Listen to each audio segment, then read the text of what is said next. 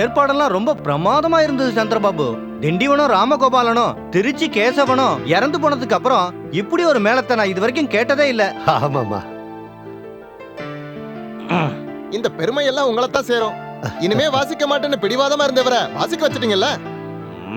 இவனுங்க வேற. இவ பேர் பிரபாவதி, என்னோட வைஃப். இவளுக்கும் கலை ஆர்வம் எல்லாம் இருக்கு. அது மட்டும் இல்ல, உங்க ரசிக வேற. நான் ஏற்கனவே உங்களை பாத்திருக்கேன்.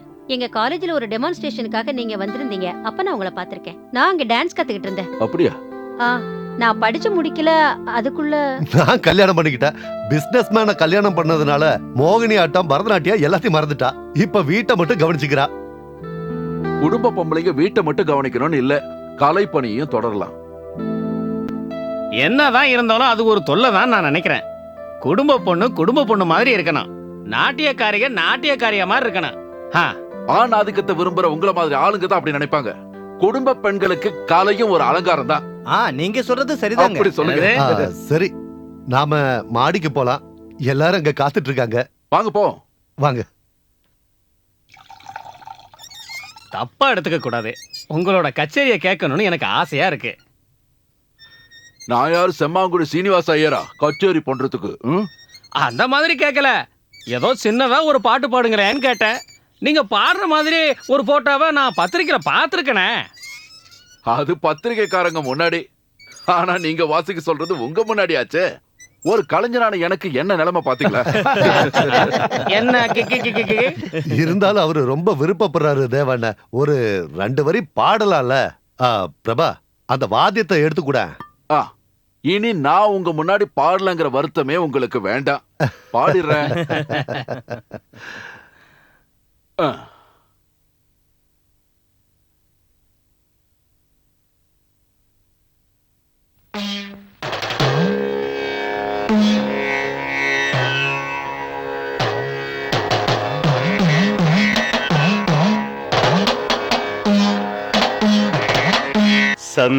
சந்திரமதியொரு கவிதை சொல்ல கேட்கும் விண்மீன் கூட்டம் நாளும், நதியொரு கதை சொல்ல கரையது கேட்கும் இயற்கை விதையின் ஜாலம்,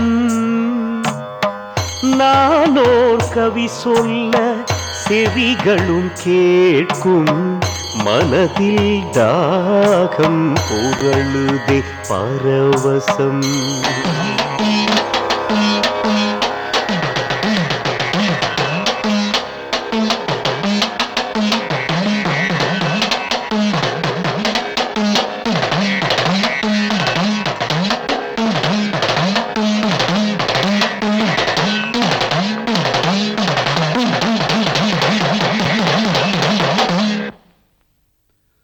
இப்போ உங்களுக்கு சந்தோஷம் தானே?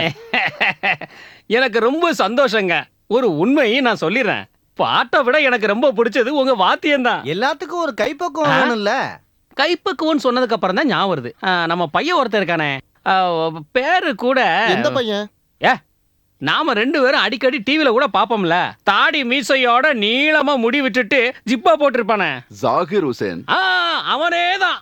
அவன் மிருதங்க வாசிக்கிறத கேட்கறதுக்கு சும்மா கிர்ன்னு இருக்கும்ல. பயமுடு. மிருதங்க இல்ல, தவேலா. ஏதோ ஒன்னு இருந்துட்டு போட்டுமே. அவனுக்கு முன்னாடி இது வெறும் தகரட்டப்பா தான். தகரட்டப்பா. என்னடா சொன்ன? வாசிக்கிற கல்வி என்னடா சொன்ன? என்ன தைரியம்டா உனக்கு? கழுதுக்கு தெரியுமா கல்வி வாசனை? கண்ணு முன்னாடி நின்னா கொன்னுடுவேன். குடுக்குறேன். அவனோட ஒரு கை பாத்து. டேய், என்னடா பண்ண? என்னடா பண்ண? அவன் என்ன பத்தி பேசுறான் பாருங்க. சங்கீதத்தை பத்தி அவனுக்கு என்ன தெரியும்? ஞான சொல்லி. வந்து கிச்சு கேட்கிறேன். யாரையும் சும்மா விட மாட்டாயா?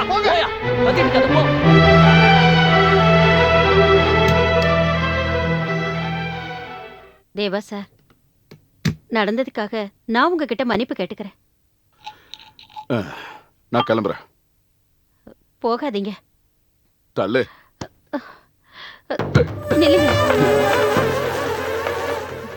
தேவா சார், போக வேண்டாம் சார். தேவா சார், போக வேண்டாங்க. தள்ளு. என்னை பத்தி என்ன நினைச்சுக்கிட்டு இருக்க? உன் அழக பார்த்து மயங்கிடுவ நினைச்சியா? சொல்லு.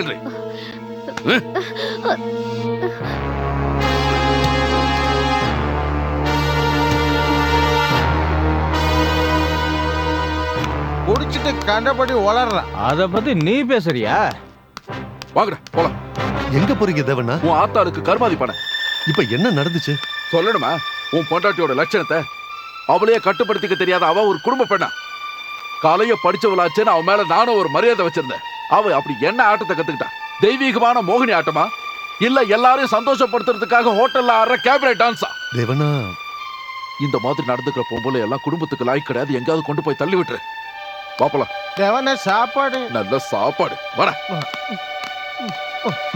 இதாங்க வச்சு தப்பா நினைச்சுக்காதீங்க.